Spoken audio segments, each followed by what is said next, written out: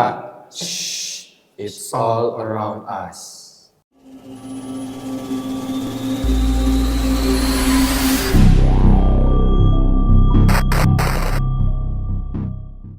Selamat datang di episode 4 Around Us, di mana kita akan menceritakan kisah-kisah horor yang ada di sekitar kita. Di episode sebelumnya, Around Us sudah membahas tentang kumpulan lagu-lagu horor, baik lagu populer seperti Thinking Out Loud, hingga lagu anak-anak seperti Nina Bobo. Episode kemarin membahas 5 lagu makna tersembunyi. Kali ini kita akan membahas tema yang mirip-mirip juga, yaitu 5 kartun dengan cerita horor di baliknya. Mungkin beberapa dari kartun ini teman-teman sudah familiar atau bahkan menontonnya di masa kecil, atau bahkan dari kita berdua sudah pernah menyaksikan kartun-kartun yang dimaksud. Nah, betul sekali nih Alfain. Pastinya teman-teman sudah tidak sabar lagi dengan kartun-kartun ini kan? Maka dari itu, tanpa berlama-lama lagi, inilah 5 kartun dengan cerita kelam di baliknya. Kartun pertama ada Hello Kitty. Hello Kitty pertama kali dibuat pada tahun 1970 oleh seorang ibu di Cina yang anaknya menderita kanker mulut. Sang ibu putus asa mencari penyembuhan dan akhirnya membuat perjanjian dengan iblis. Iblis meminta ibu tersebut membuat karakter iblis yang bisa diterima semua orang. Demi kesembuhan anaknya, ibu itu menuruti perintah iblis dan mendirikan perusahaan mainan dengan karakter utama Hello Kitty. Di Cina, Kitty berarti devil. Jadi, Hello Kitty berarti Hello Devil. Karakter Hello Kitty tidak memiliki mulut yang melambangkan kondisi anak ibu tersebut, sedangkan telinganya yang berdiri dan runcing digambarkan sebagai tanduk, membuatnya disebut sebagai putri iblis. Namun, cerita ini merupakan urban legend semata. Hello Kitty aslinya dibuat oleh perusahaan Sanrio di Jepang. Cerita tadi dikabarkan hanya fiktif semata untuk menarik perhatian. Kartun kedua adalah Masha and the Bear. Kartun yang terlihat lucu ini ternyata diangkat dari kisah nyata loh teman-teman. Serial Masha ini dibuat untuk mengenang seorang anak perempuan bernama Masha yang tewas dimakan oleh seekor beruang sirkus yang kelaparan. Diceritakan bahwa Masha saat kecil sangat suka sirkus dan pergi menonton tanpa pengawasan orang tuanya. Tragisnya, ia masuk ke kandang beruang dan dimakan. Karena depresi, orang tua Masha pun bunuh diri. Dalam kartunnya, orang tua Masha tidak pernah diperlihatkan dan karakter beruang dibuat untuk menghormati Masha karena ia menyukai beruang sirkus. Kartun ketiga ada Crayon Shinchan. Legenda urban dari Jepang menyebutkan bahwa Shinchan atau Nohara Shinosuke dan adik perempuannya Himawari telah meninggal dunia. Kisah ini bermula ketika Shinchan berusia 5 tahun dan berusaha menyelamatkan Himawari dari tabrakan mobil. Namun, mereka berdua malah tertabrak dan tewas. Ibu mereka, Misae, sangat terpukul dan depresi. Untuk mengatasi kesedihannya, Misae mulai membayangkan kehidupan anak-anaknya seandainya mereka masih hidup dan menuliskannya dalam buku hariannya menggunakan krayon milik Shinchan. Inilah yang diyakini sebagai asal mula judul Crayon Shinchan. Beberapa orang percaya bahwa cerita dan karakter Shinchan dibuat berdasarkan imajinasi Misae tentang anak-anaknya. Bahkan, kenakalan Shinchan dianggap sebagai cerminan dari harapan ibu jika anaknya masih hidup. Di sisi lain, pencipta Crayon Shinchan Yoshito Usui juga meninggal dunia secara tragis pada tahun 2009. Beliau dilaporkan hilang pada tanggal 12 September 2009 setelah mendaki gunung. Jenazahnya ditemukan pada tanggal 19 September 2009 di dasar tebing gunung Arafune di prefektur Gunma, Jepang. Keluarga mengidentifikasi jenazah tersebut sebagai Yoshito Usui. Sebelum ditemukan, polisi menemukan kamera milik Yoshito Usui yang berisi rekaman terakhirnya sebelum terjatuh. Hasil otopsi menunjukkan bahwa Yoshito Usui meninggal dunia setelah paru-parunya hancur akibat benturan saat jatuh. Pemakamannya diadakan secara tertutup pada tanggal 23 September 2009. Kepergian Yoshito Usui merupakan kehilangan besar bagi para penggemar Crayon Shinchan. Kartun keempat adalah Rugrats. Kartun tentang bayi-bayi lucu ini ternyata menyimpan teori yang cukup kelam.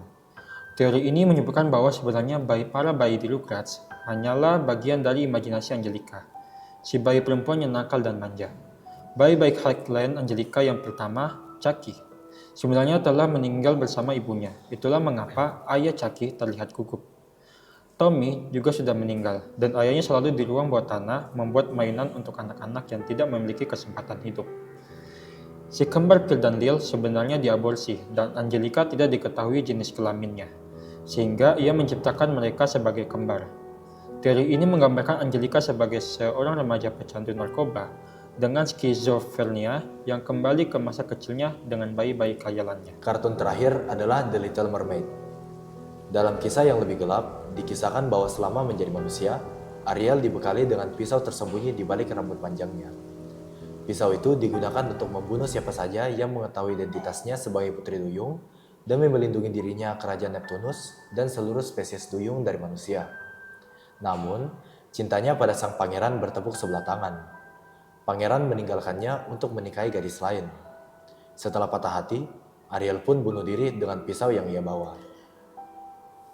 Itulah tadi 5 kisah kelam di balik kartun-kartun terkenal. Menurut Alfa ini, mana yang paling berkesan dan apa alasannya? Kalau saya sendiri merasa yang paling menarik itu kisah Masha and the Bear. Karena saya kaget kalau kartun ini tuh yang tampaknya ceria dan penuh komedi, ternyata menyimpan kisah yang cukup dark. Apalagi di seriesnya sendiri, Masha merupakan teman dekat dari si beruang yang membuat kesan kisah asli dari kartun ini bertambah tragis. Kalau dari Calvin sendiri bagaimana? Kalau saya sendiri sih ya, mungkin Crayon Shinchan. Karena alasannya sama seperti tadi, kartun yang tampak ceria ternyata menyimpan kisah yang kelam. Tapi tidak cuma dari Shinchannya saja, bahkan kreatornya sendiri memiliki kisah kematian yang cukup tragis. Baiklah. Dan itulah tadi 5 kisah horor dari beberapa kartun terkenal. Oke, seperti biasa setelah menceritakan tema hari ini, tiba waktunya pembicaraan cerita horor. Cerita ini datang dari salah satu viewers yang sudah memberikan ceritanya. Ini adalah cerita horor yang dialami oleh pencerita pada tahun 2016 saat masih duduk di bangku SD. Saat libur kenaikan kelas, pencerita menginap di rumah kakek nenek dan tantenya. Pada awalnya, hari pertama menginap berjalan dengan normal. Tetapi setelah 2-3 hari, hal-hal aneh mulai terjadi, terutama pada malam hari.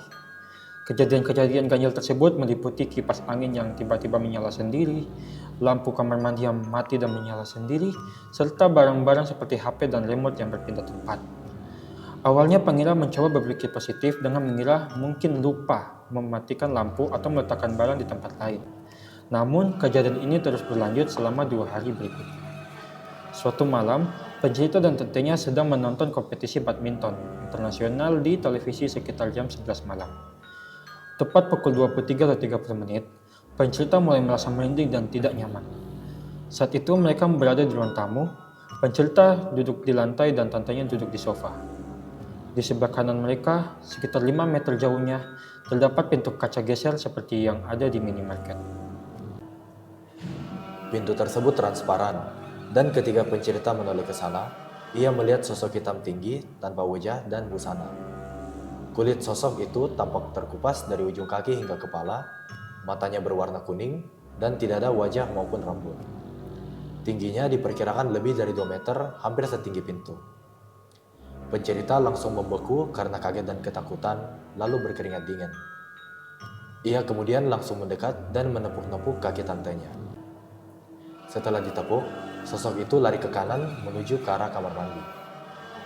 Ketika tantenya bertanya mengapa pencerita tersebut terlihat pucat, ia hanya menjawab mengantuk karena takut untuk menceritakan apa yang baru saja dilihatnya. Sejak saat itu, kejadian-kejadian aneh di rumah tersebut semakin sering terjadi.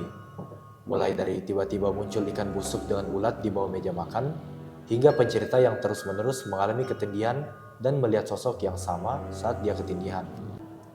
Pencerita terus diganggu selama sisa liburannya di sana. Di pertengahan liburannya, pencerita dan kakeknya sempat berbicara dengan tetangga. Menurut tetangga tersebut, dahulu di rumah itu pernah ada seorang pria yang meninggal di kamar mandi. Pria itu sedang memperbaiki perkabelan di kamar mandi karena lampunya sering mati nyala sendiri. Saat memperbaikinya, lantai kamar mandi masih tergenang air dan pria tersebut terkesetrum kabel karena lupa mematikan saklar. Ia meninggal di kamar mandi dan bahkan dikatakan terbakar saat dievakuasi. Pencerita kemudian bertanya-tanya apakah kejadian ini ada hubungannya dengan sosok yang dilihatnya. Sejak saat itu, pencerita menjadi jarang berkunjung ke rumah tersebut dan bahkan sampai sekarang tidak mau lagi ke sana. Nah, sekian untuk episode kali ini. Terima kasih sudah menonton. Jangan lupa berikan like dan komen untuk bahasan kita berikutnya. Tekan subscribe biar gak ketinggalan episode Around Us berikutnya.